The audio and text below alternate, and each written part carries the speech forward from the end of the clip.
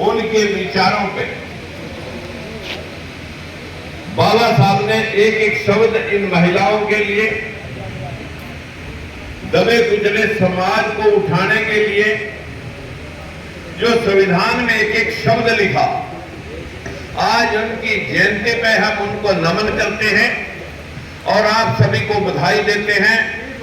बाबा साहब के चरणों में नमन करते हुए मैं साथियों आप सभी से निवेदन करना चाहता हूं कि जो भाई इधर अपने खड़े हैं वो भी 5 मिनट आप कुर्सी ले लेंगे, जो इधर भाई खड़े हैं वो भी 5 मिनट कुर्सी ले लेंगे, और जो पीछे लाइन में लगे खड़े हैं उनसे भी जरा रिक्वेस्ट करेंगे कि एक बार यहां आ जाएं। चाय भी आप पीते रहेंगे, बाद में चाय कहीं जाएगी नहीं।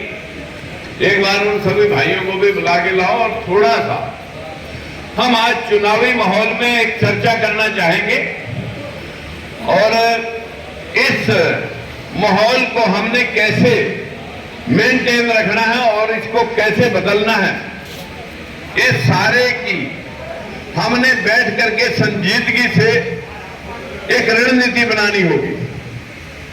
मित्रों, एक बहुत अच्छी बात है, भाई इमरान जी कह रहे थे कि भगवान को कोई ला नहीं सकता। भगवान किसी के लाने की चीज नहीं है। हाँ, भगवान लाने वाले लोग हैं, मूर्तियां ले आते हैं जो मानव ने घड़ी है, इंसान ने घड़ी है। उन मूर्तियों को ला करके अगर हम कहीं से जा करके भगवान मानते हैं, वो मूर्ति भगवान नहीं है जो इंसान ने बनाई है।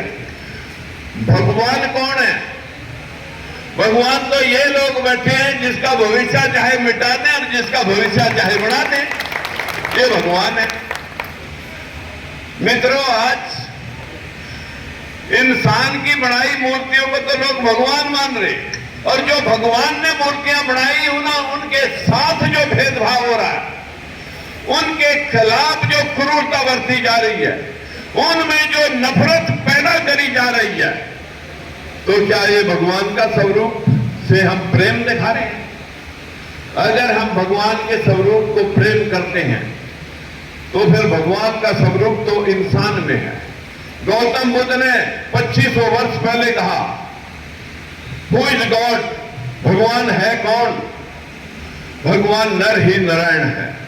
देखिए, आप जितने भगवानों को मान रहे हैं, कबीर दास को भगवान मान रहे हैं, रविदास को भगवान मान रहे हैं, गुरु नानक देव, गुरु गोविंद सिंह तेग बहादुर को 10 गुरुओं को भगवान मान रहे हैं, ईसा मसीह सोक्रेटिस को भगवान मान रहे हैं, पैगंबर साहब को भी भगवान मान रहे हैं, और यहां तक कहूं गौतम बुद्ध और महावीर जैन मुनि महाराज को भी हम भगवान मानते हैं। इनमें से बता दो कि कौन सा इंसान नहीं था किसने मां के पेट से पैदा होकर के इस मानवता के लिए जिन्होंने काम किया, जीते जी उन लोगों को महापुरुष और मरने के बाद उनको भगवान बना लिया और उन भगवानों पे कब्जा कर लिया, जातियों में बांट दिया और जातियों में बांट करके उनके ऊपर दुकानदारी स्टार्ट कर दी। क्या भगवान किसी जाति के होते हैं? क्या भगवान किसी जाति विशेष के लिए काम करते हैं? क्या जो महापुरुष है वो किसी एक जाति के लिए संविधान लिखा बाबा साहब भीमराव अम्बेडकर ने? क्या महात्मा ज्योतिबा फूले ने? जो मनुवादी अगर इस व्यवस्था को आपके ऊपर थोपना चाहते हैं, तो अगर गुलामगिरी मेरा समाज पढ़ देता तो आज किसी भी पाखंड का शिकार न होता, क्योंकि 80% लोग पाखंड के शिकार होकर के अपना रास्ता भूल चुके हैं और इन लोगों को धार्मिक आस्था के माध्यम से नफरत का बाजार गर्म करके हिंदू और मुसलमान में बांटा जाता है, नीच और ऊंच में शूद्र और स्वर्ण में बांटा गया है। मेरे को बता दो कि कौन से रास्ते से स्वर्ण पैदा हुआ, कौन से रास्ते से शूद्र पैदा हुआ? सब मां के पेट से एक ही रास्ते से पैदा हुए। लेकिन जिन शास्त्रों के माध्यम से आपको पढ़ा दिया गया कि नारी नीच योनि है, जो माँ बाप, जो भगवान उस मां को जिससे पैदा होकर के उसे नीच कहने के ऊपर ग्रंथ लिख रहा है, समझ लो सबसे बड़ा नीच वही है। मैं आप सब भाइयों से आज उस तरफ नहीं ले जाना चाहता।